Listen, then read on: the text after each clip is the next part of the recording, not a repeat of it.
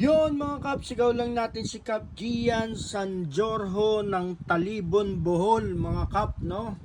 For ordering itong napaka-solid nating Keme Premium Pair mga kap. Solid na solid to. Okay?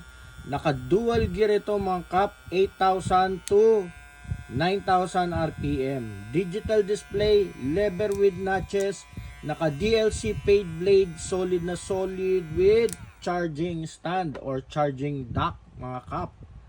Okay, so same features nitong detailer niya, 8,000 to 9,000 RPM, digital display, naka T-outliner blade with charging dock. Solid na solid, pati yung kanyang mga guards, okay, premium with pre-oil and brush. Okay, maraming salamat Kap sa tiwala mo kay Daddy Barber.